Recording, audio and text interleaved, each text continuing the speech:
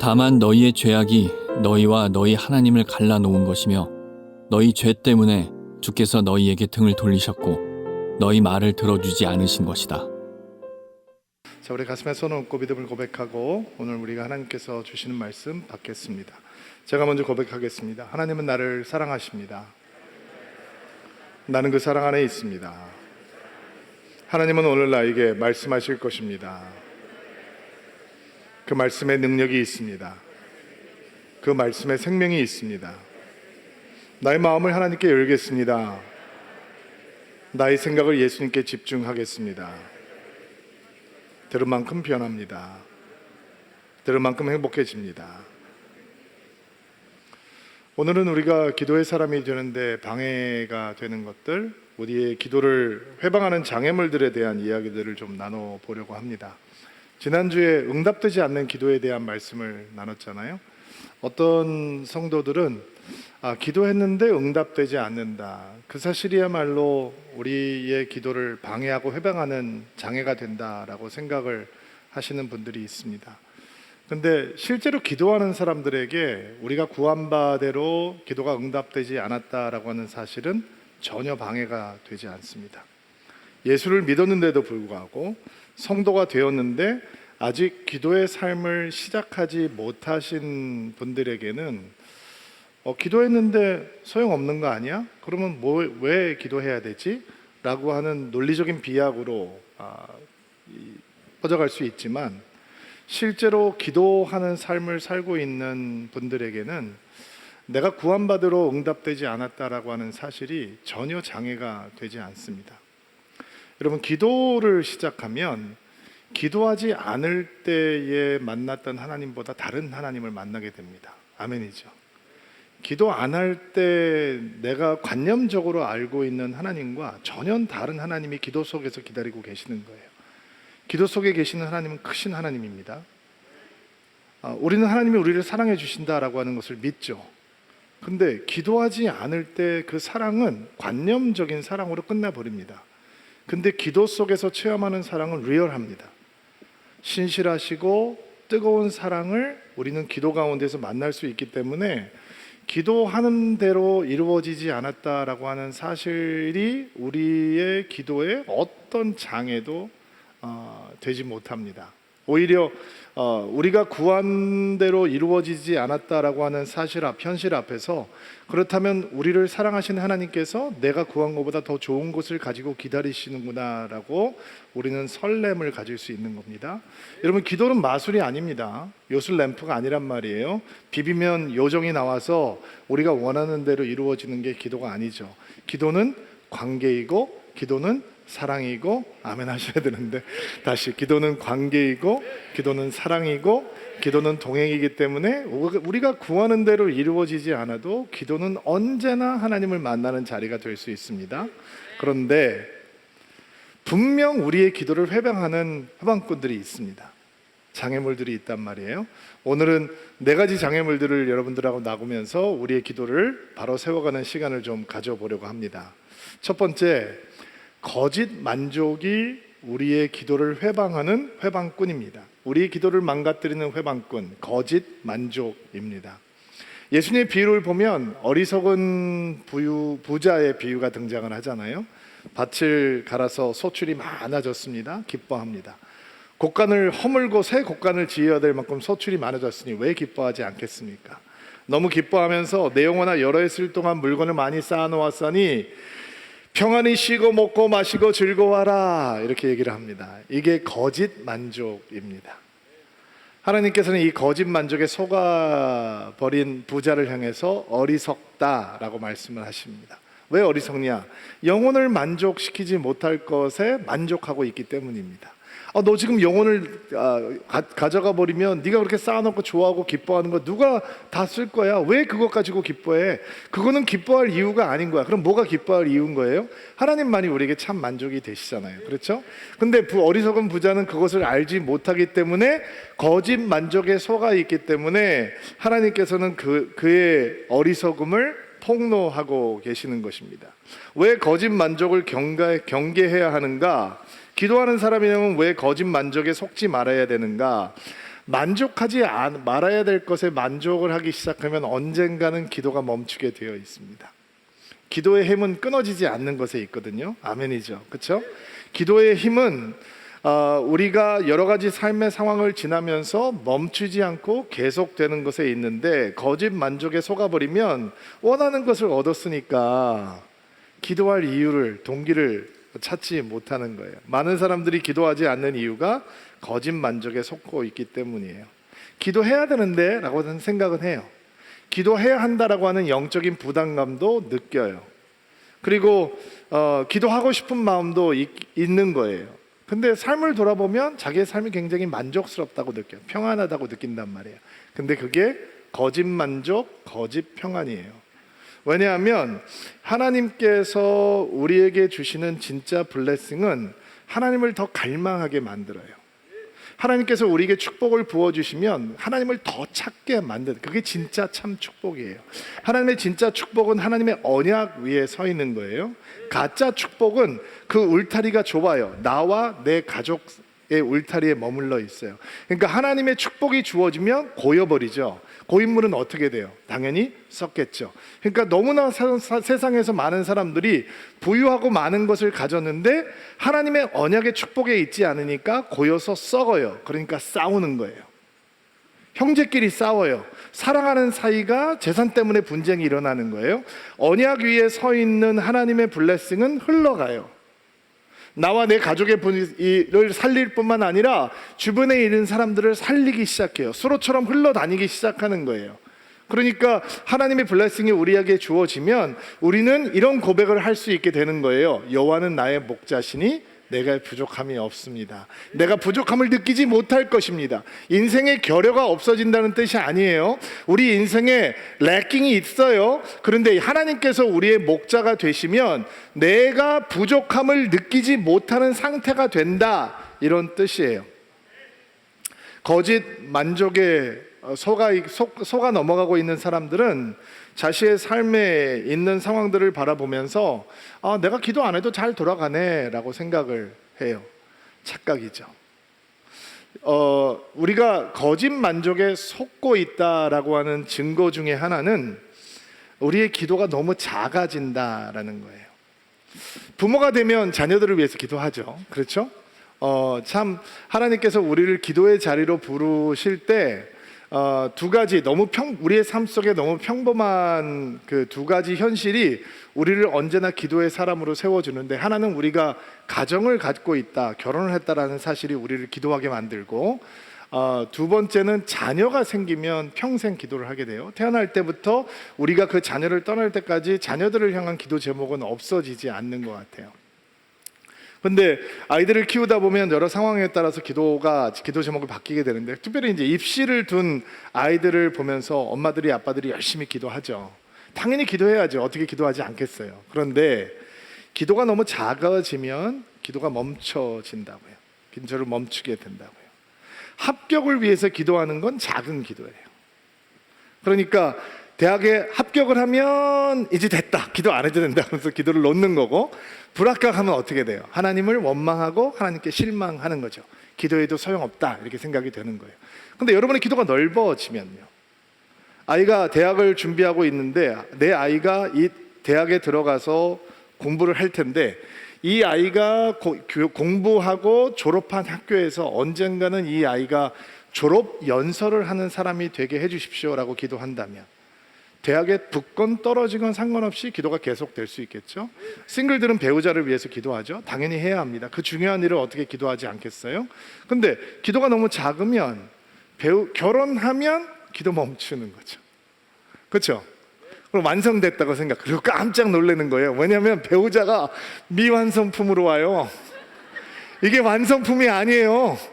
그렇게 사랑했는데 그때는 콩쿠뿌리 씌어서 완성품이라고 생각하고 잘 맞췄다고 생각했는데 내 식구가 되고 나면 이 사람은 화성에서 오고 저 사람은 금성에서 왔다는 걸 안단 말이에요. 그리고 하나님 보면서 생각해요. 나는 내가 기도한 게 이게 아닌데요. 그 사람이 기도한 것도 당신이 아니에요.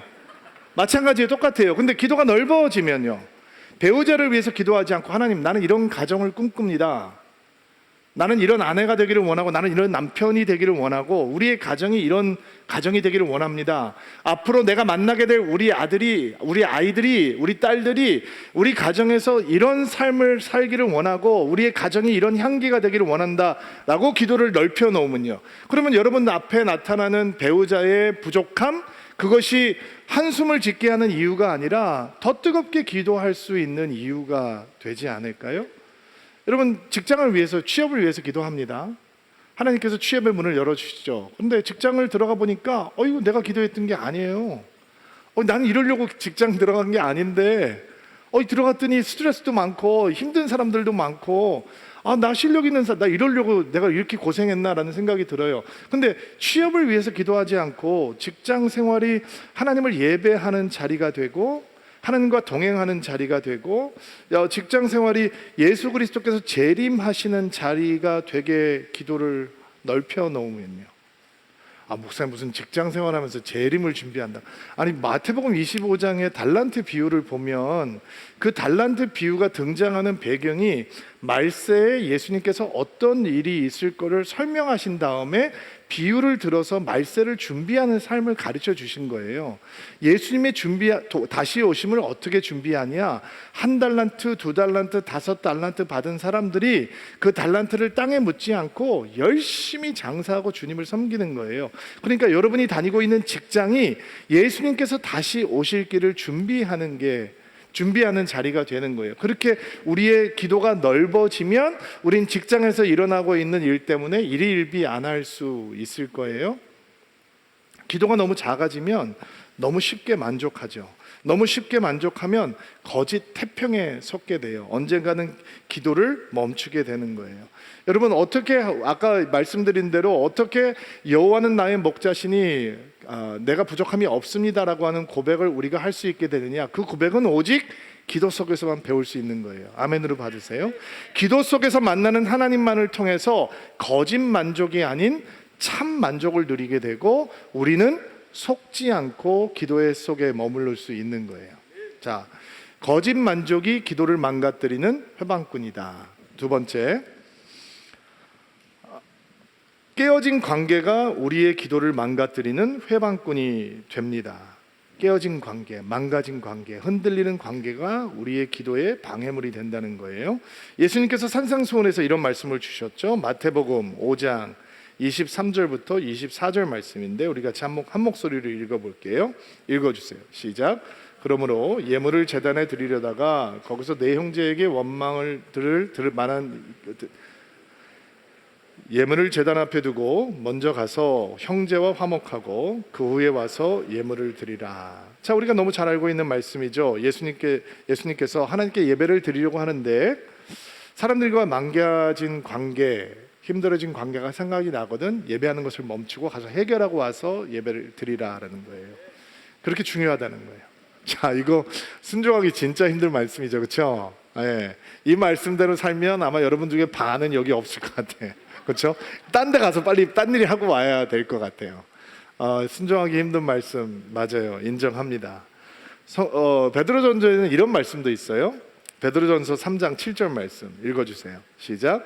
마찬가지로 남편들도 아내들을 잘 이해하고 돌보아주며 살아가십시오. 아내를 존중해 주시기를 바랍니다. 아내는 남편인 여러분보다 다 연약합니다. 그러나 하나님께서는 여러분에게 주시는 것과 똑같은 은혜인 참 생명을 아내들에게도 주셨습니다. 아내를 소중히 대함으로써 여러분의 기도가 막히지 않도록 하십시오. 자, 베드로는 아내와 함께 다니면서 사역을 했던 것으로 알려져 있잖아요.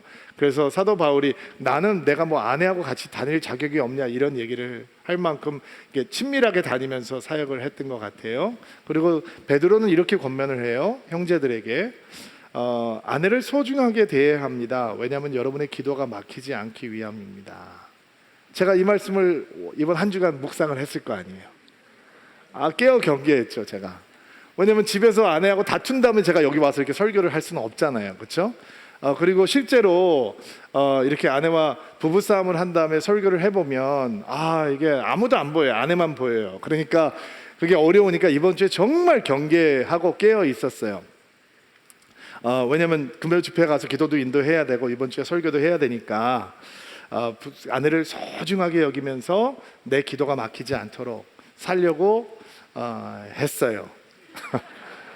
근데 이번 주 이 말씀을 붙들고 깨어 있었는데 아내가 어느 날 새벽에 한강에 저희 집 강아지를 데리고 산책을 하러 나갔다가 돌아와서 저한테 이런 얘기를 하는 거예요. 얘가 나를 따라왔어. 그리고 옆을 보니까 처음 보는 강아지가 한 마리 있는 거예요. 지저분하고 꾀죄죄한 상처투성이에 이제 버려진 강아지가 누가 주차장에다 버리고 간 모양이에요. 그리고 이 강아지가 우리 아내를 따라왔다는 거예요. 그 수많은 사람들 가운데 저희 아내를 따라왔다는 거죠. 그리고 저희 아내는 그 강아지를 데리고 저희 집까지 왔어요. 제가 이번 주에 이 설교를 안 했다면, 이 얘기를 묵상하지 않고 있었다면 저도 할 얘기가 무척 많았을 것 같아요. 제가 기분이 상했어요. 그러니까 뭐라고 얘기를 하는데 저희 아내가 툭 이렇게 말을 던지는 거예요. 근데 왜 화를 내? 그래서 제가 멈췄어요. 왜? 이 설교를 해야 되니까. 망가진 관계가, 흔들리는 관계가 우리의 기도를 막아버립니다. 여러분, 제가 뭐 자세하게 설명하지 않아도 그냥 아시죠? 부부가 다툼이 자꾸 생기는데 어떻게 믿음 생활이 건강해질 수 있겠어요? 어떻게 영성이 활기차게 하나님을 향해서 잘할 수 있겠어요? 왜 기도가 막히느냐? 기도가 막힌다는 게 그 기도에 갇힌다는 거예요. 부부간에 갈등하고 있는 사람이 하나님 제발 이거 좀 도와주세요. 숨이 막히니까 그 기도 말고는 할 수가 없는 거죠. 여러분 생각을 해보세요. 막 부부간에 너무너무 갈등을 하는데 막 열방을 품고 기도한다. 이것도 좀 이상한 거 아니에요? 지금 해결해야 될 문제가 있는데 막혀버린다는 거죠. 그래서 저는 이번 주에 승리했어요. 기도가 막히지 않았고, 그래서 박수 칠 것까지는 없고 자매님들만 지금 박수를 치려고 그러는 것 같아. 하나님께서 정말 우리의 마음을 보호해 주셔서 망가진 관계, 흔들리는 관계 때문에 기도가 막히지 않기를 원하세요. 그러려면 특별히 부부 사이에는, 부모와 자녀 사이에는 할 말을 참으셔야 돼요. 할 생각을 멈추셔야 돼요. 여러분 솔직히 인정해야 되지 않습니까? 우리가 다투는 이슈들 그렇게 큰 이슈 아니잖아요. 해보셨잖아요. 뭐 그게 그렇게 큰 이슈예요. 통과. 그냥 통과. 왜냐면 거기서 한마디 하면, 거기서 내가 하고 싶은 생각 다 하고 싶은 말 하면 기도가 막혀버리니까. 사회생활 하면서도 주변에 힘든 사람들, 그렇죠, 힘든 사람들 있죠. 근데 내가 하고 싶은 대로 다 하면, 내가 받아버리면, 내가 하고 싶은 생각하고 말 다 해버리면, 관계가 깨어지고 나면 그 사람은 자유롭게 살아요. 내 기도가 막히는 거예요. 그러니까 흔들리는 관계가 우리의 기도를 방해하는 회방꾼이다. 먼저 용서하고, 그 사람을 위해서 용서하는 거 아니에요. 나를 위해서 용서하는 거예요. 내가 하나님을 진정으로 사랑하기 위해서, 내 기도가 막히지 않기 위해서 내가 먼저 인내하고, 내가 먼저 관용하고, 이럴 때 우리 기도가 막히지 않는다는 거예요. 세 번째, 영적인 건망증이 우리 기도를 망가뜨리는 회방꾼이에요. 시편 106편 말씀을 좀 읽어볼 텐데 7절부터 13절이에요. 조금 긴데 같이 한 절씩 돌아가면서 읽을게요. 여러분이 7절 먼저 읽어주세요. 시작. 우리 조상이 이집트에 있었을 때 그들은 주의 기적들을 깨닫지 못했습니다. 그들은 주의 친절함을 기억하지도 못하고 오히려 홍해에서 주를 거역했습니다. 그러나 여호와께서 자기 이름을 위하여 그들을 구원하시고 주의 큰 능력을 세상에 알리셨습니다. 9절. 홍해를 꾸짖자 바다는 말라버렸습니다. 그들을 인도하여 마른 땅을 지나듯이 깊은 바다 한가운데로 건너가게 하셨습니다. 주는 원수들의 손에서 그들을 구원하시고 적들의 손에서 그들을 건져내셨습니다. 11절. 그리고 바닷물로 적군들을 덮으셨습니다. 그들 중 아무도 살아남은 자가 없었습니다. 그제야 그들은 주의 약속을 믿었습니다. 그리고 그분께 찬송하였습니다. 이게 홍해 사건이에요. 그런데 거기서 얘기가 끝나지 않아요. 굉장히 슬픈 구절이 등장을 하는데 13절 읽어주세요. 시작. 그러나 그들은 어느새 주가 하신 일을 잊었습니다. 그분의 지시를 기다리지 못했습니다. 주가 하신 일을 잊었습니다. 영적인 건망증이 있는, 망각 증세가 있는 거예요. 여러분, 믿음은 하나님께서 행하시는 것을 기억하는 것에 있습니다. 아멘으로 받으십시오. 하나님께서 여러분에게 놀라운 일들을 행하고 계십니다. 여러분 안에, 여러분 가운데, 우리 중에 하나님은 언제나 놀라운 은혜의 사건들을 시작하십니다. 근데 잊어버립니다. 홍해 사건은 딱 한 번 있었던 사건입니다. 그렇다면 홍해를 건넌 세대는 홍해를 건너지 못한 세대들에게 그 사건을 알려주어야 되는 것이죠. 그리고 그 기억하게 해야 되는 것입니다. 근데 이스라엘 백성들은 기억하지 못했습니다.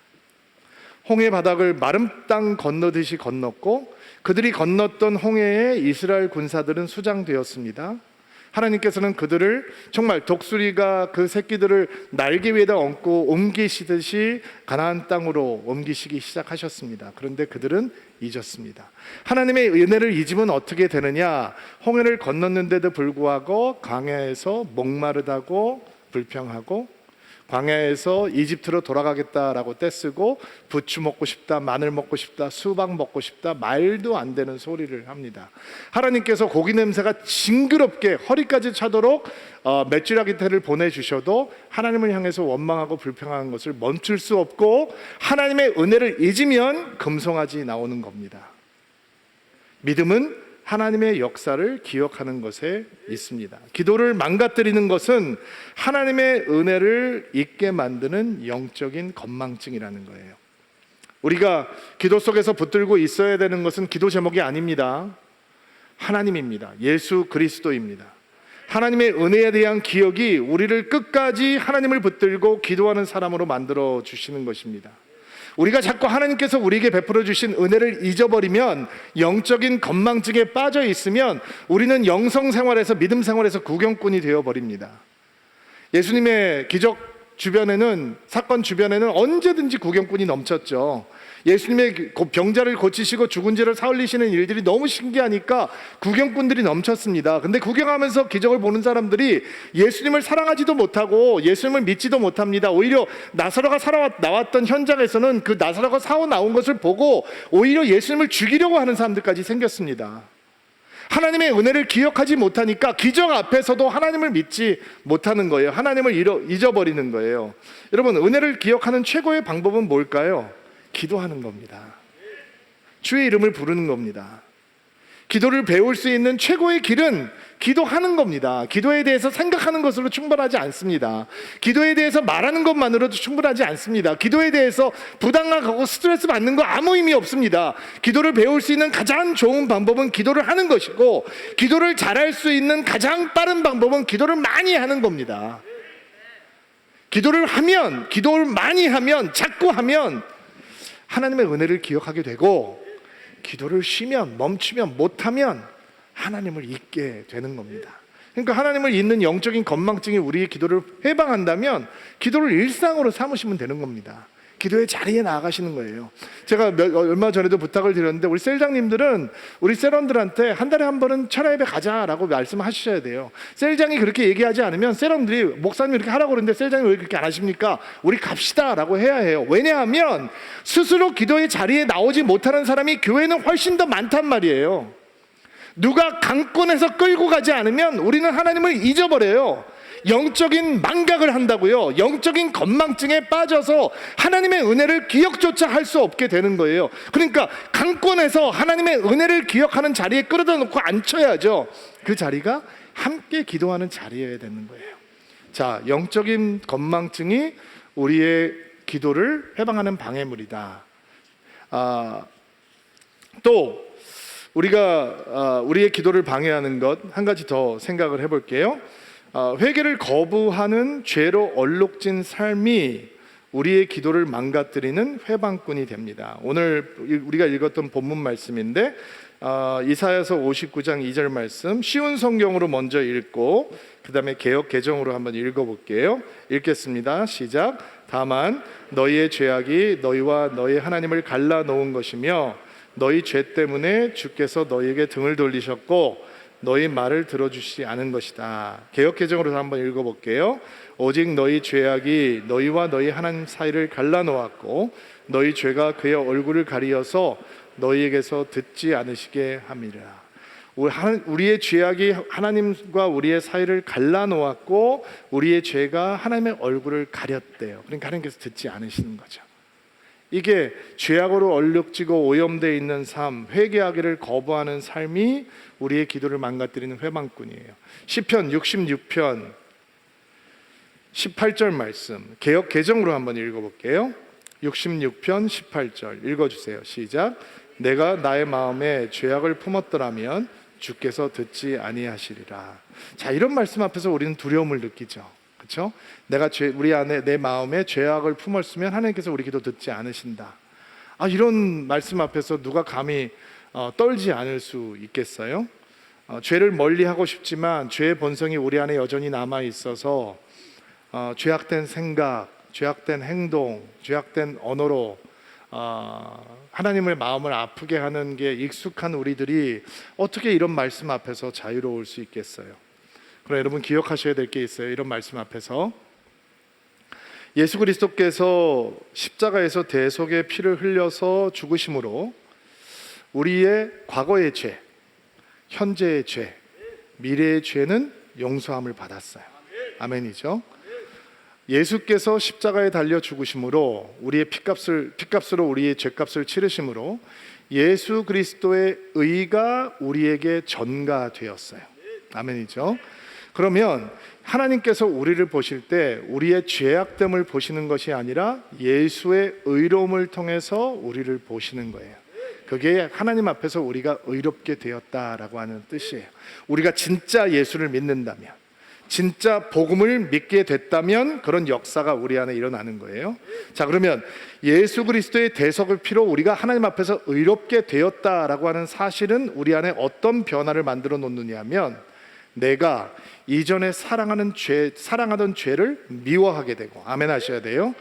내가 거부할 수 없었던 죄를 이제 거부할 수 있게 되고, 내가 싸울 수 없었던 죄를 대항해서 싸울 수 있게 되고, 이전에선 맞서서 승리할 수 없는 죄악으로부터 승리할 수 있는 영적인 능력이 예수를 믿는 믿음으로 인해서 우리에게 들어왔다라는 뜻이에요.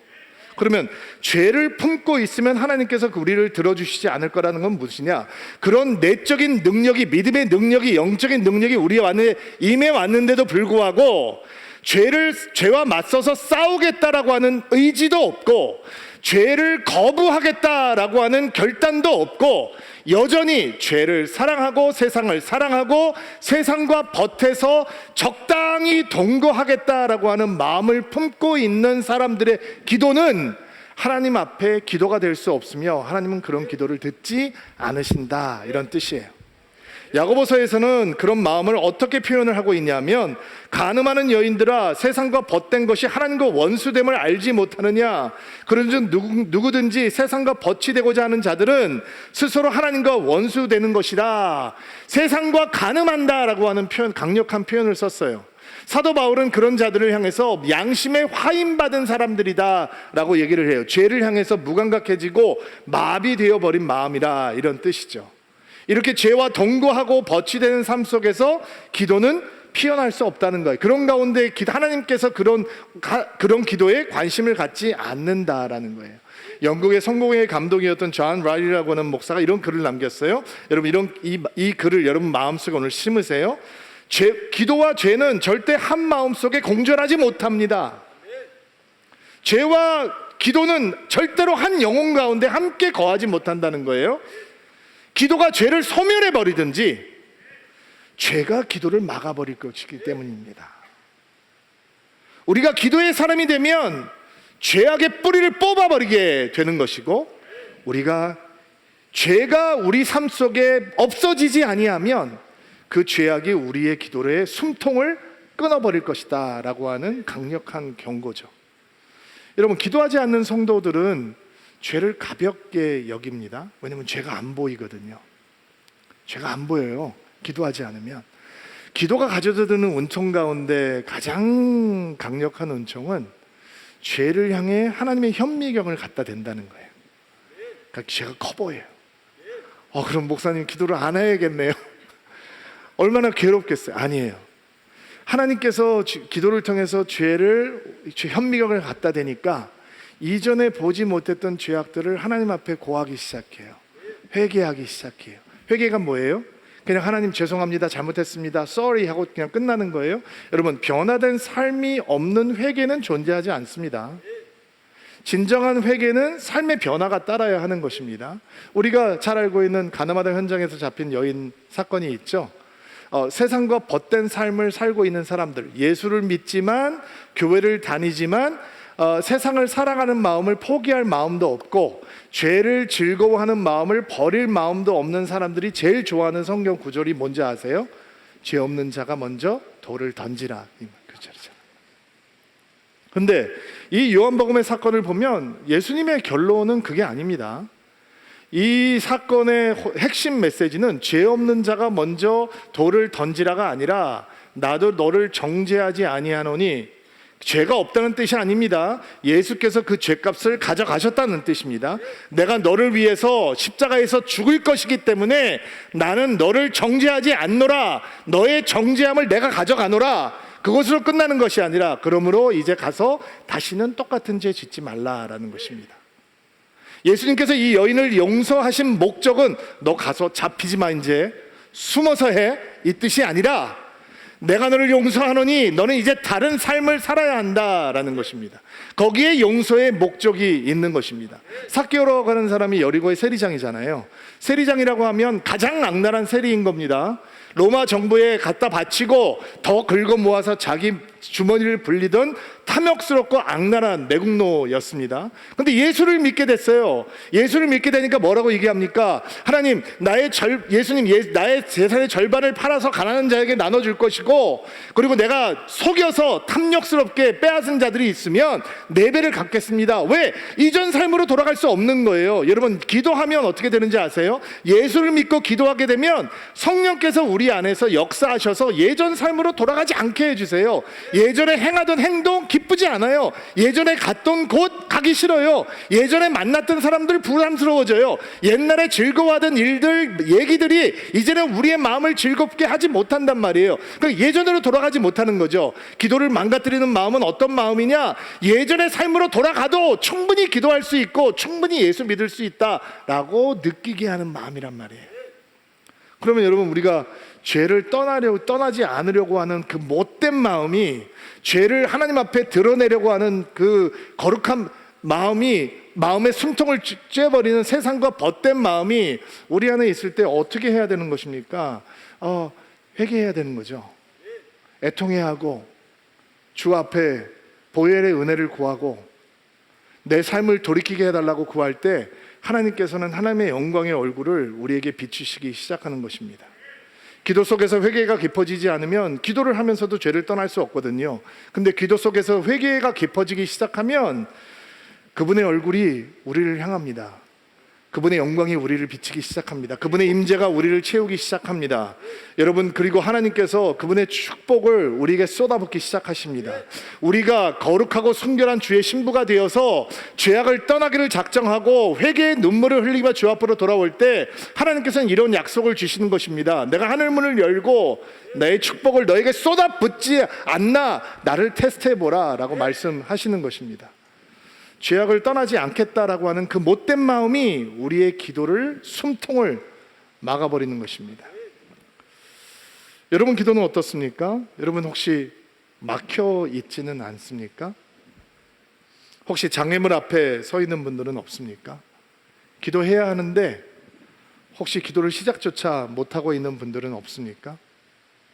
하나님께서 여러분을 기도의 자리에도 초청하고 있는데 제자리를 맴돌고 있는 분은 안 계신가요? 오늘 우리의 기도를 회방하는 그 회방꾼들을 주의 은혜로 모면할 수 있는 귀한 시간 되기를 바라고, 기도의 자리로 달려가 여러분을 기다리시는 하나님을 만나겠다라고 하는 뜨거운 열망이 여러분 영혼을 채우는 복된 주일이 되기를 바랍니다. 오늘 여러분들을 위해서 4번 기도할 거예요. 4번 기도할 텐데 제가 4번 초청을 하고 4번 기도를 할 텐데 하나님께서 여러분에게 은혜 주시는 대로 반응하시면 되겠습니다. 다 함께 기도하겠습니다. 첫 번째 초청입니다. 여러분 혹시 거짓 만족에 속고 있지는 않습니까? 목사님, 제 삶은 평안합니다. 제 삶은 풍족합니다. 다행입니다. 그것이 진짜 하나님의 평강이라면, 하나님의 선물이라면 축복이겠죠. 그러나 그 평안함과 풍요로움 때문에 여러분이 기도가 끊어져 있다면 그것은 하나님의 축복이 아니라 거짓 만족입니다. 거짓 만족에 속지 않는 인생이 되기를 원합니다. 간절히 소망하는 분들은 가슴에 손을 얹고 안수하시기 바랍니다. 하나님, 하나님의 진정한 축복이라면 우리는 하나님을 더 갈망하고 찾게 될 것입니다. 그러나 거짓 만족이라면 내 영혼아 편안히 쉬고 먹고 마시고 즐겨라, 평안합니다, 부유합니다 라고 하면서 하나님을 찾는 것을 멈추게 될 것입니다. 거짓 만족에 속지 않도록 도와주옵소서. 언약 위에 서 있는 참된 만족을 기다리게 하시고 그것을 구하게 하옵소서. 하나님의 축복 안에서 우리의 기도가 끊어지지 않도록 주께서 은총을 베풀어 주옵소서. 손 내리시고요. 깨어진 관계, 흔들리는 관계가 우리의 기도를 회방하는 회방꾼입니다. 가정에서, 부부간에, 부모와 자녀간에, 교회에서, 직장에서, 친구들 사이, 친척들 사이에서 무너진 관계들, 이 시간 그 흔들리고 망가진 관계가 우리의 기도를 막지 아니하도록 회복되고 치유되기 원합니다. 먼저 용서하고 먼저 인내하기를 소망합니다. 원하시는 분들마다 가슴에 손을 얹고 안수하시기 바랍니다. 하나님, 흔들리는 관계들, 망가진 관계들을 주님 앞에 올려드립니다.